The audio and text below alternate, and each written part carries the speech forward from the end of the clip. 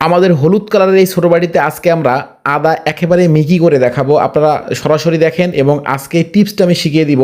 কোন টিপস কিভাবে ব্লেন্ডার করলে এই যে আদাগুলো দেখতেছেন এই আদাগুলো আমরা একেবারে মিহি দানা করব, মানে কোনো রকম আঁশ থাকবে না। জি অবশ্যই দেখতেই থাকেন ভিডিওটা। এবং আপনারা চাইলে কিন্তু হলুদ কালারের ছোটো বাটিটা আমাদের কাছ থেকে কিনে আদা এত সুন্দর মিহি করতে পারবেন। দেখেন আমরা এই যে ব্লেন্ডারটা করতেছি একটা ভুলের কারণে আপনাদের আঁশ থাকে এবং অনেকেই বলেন দানা দানা। এই যে দানা দানা কী কারণে থাকে আমি দেখাচ্ছি এবং কিভাবে আপনি সেটাকে আবার মিহি করবেন এই একই বাটিতে সেটাও আমি দেখাচ্ছি। এই যে দেখেন আদা ভাঙা হয়েছে, তাই তো? এখন আপনারা ভাবতেছেন যে এইভাবে কেন স্লিপ করতেছে, কেন? সামান্য পরিমাণে একটু পানি দিতে হবে ভাই। এই যে সামান্য পরিমাণে একটু দিলাম।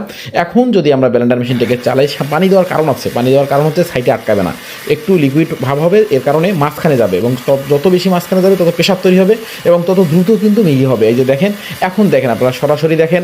এবং আপনারা চাইলে স্ক্রিনে দেওয়া হোয়াটসঅ্যাপ নম্বরে এখন আমাদের কাছে মাঝারি বড় ছোটো বিভিন্ন রকম বাটি নিতে পারেন। এছাড়া ব্লেন্ডার মেশিন আমাদের কাছে রয়েছে। আপনারা দেখেন কীভাবে কত দ্রুত এখন মিহি হচ্ছে। আশা করি ভিডিওটা শেয়ার করবেন এবং সকলেই যাতে ভিডিওটা দেখে বাটিগুলো কেনার সুযোগ পায়। এই যে দেখেন কত সুন্দর মিহি দানা হয়েছে, কোনো রকম আঁশ নাই, একবারে কাদো হয়ে গেছে ভাই। ধন্যবাদ সকলকে। ভিডিওটা অবশ্যই শেয়ার করার অনুরোধ রইল এবং আপনারা প্রয়োজনে অবশ্যই স্ক্রিনে দেওয়া হোয়াটসঅ্যাপ নম্বরে দ্রুত অর্ডার করতে পারেন।